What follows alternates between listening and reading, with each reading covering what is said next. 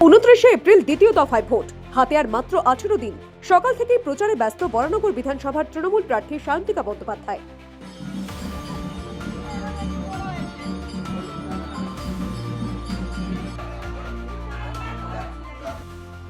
শনিবার সকালে বেলঘরিয়ার 20 নম্বর ওয়ার্ডে প্রচার করেন তিনি।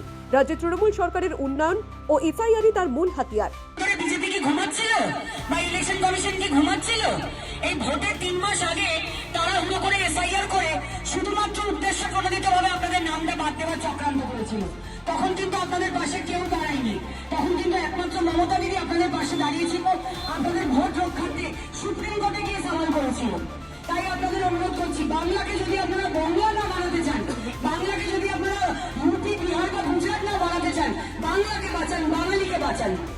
আর আমি আমার কথা বলে বলবো, মাত্র 1.5 বছর সুযোগ পেয়েছি কাজ করার, সবটা হয়তো পারিনি করতে 1.5 বছরে, কিন্তু বিশ্বাস রাখুন, ভরসা রাখুন, আগামী 5 বছর আমি কাজ করবো।